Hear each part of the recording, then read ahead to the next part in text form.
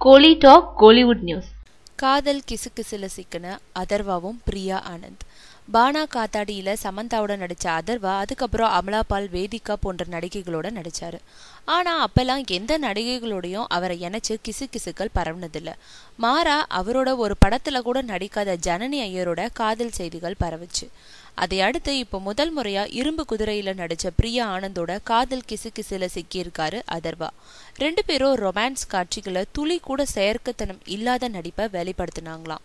நிஜ காதலர்களை தவிர மற்றவங்களால இந்த அளவுக்கு ரொமான்ஸ் பண்ண நிச்சயமா முடியாதுன்னு இப்போ ஒரு செய்தி கோடம்பாக்கத்துல உலவிக்கிட்டு இருக்கு. ஆனா இது பத்தி சம்பந்தப்பட்ட பிரியா ஆனந்த் கிட்ட கேட்டா பெருசா ஒன்னும் ஷாக் கொடுக்கல. மாறா, என்னடா கொஞ்ச நாளா எந்த கிசுகிசுவும் காணலையேன்னு பார்த்தேன், வந்தாச்சா அப்படின்னு எந்த ரியாக்ஷனும் காட்டாம கேஷுவலா இந்த விஷயத்த கிண்டல் பண்ணினாங்க. சினிமாவில் நடிக்கிறப்போ அது நடிப்புன்னு தெரியாம ரியலா இருக்கணும். அதனாலதான் எந்த ஒரு காட்சியா இருந்தாலும் அதுவாகவே மாறி நடிக்கிறோம். அப்படித்தான் நானும் அதர்வாவும் இரும்பு குதிரை படத்துலயும் நடிச்சிருக்கோம்னு சொல்றாங்க. மேலும் நாங்க 2 பேருமே சினிமாவில் வளர்ந்துகிட்டு இருக்கோங்கன்றதுனால எங்க திறமைய காட்ட கிடைக்கிற சந்தர்ப்பங்களை நல்ல முறையில பயன்படுத்திக்கிட்டு வரோம். அப்படித்தான் இந்த படத்துலயும் ரொமான்ஸ் காட்சியில நிஜமாவே பிரதிபலிச்சோம்.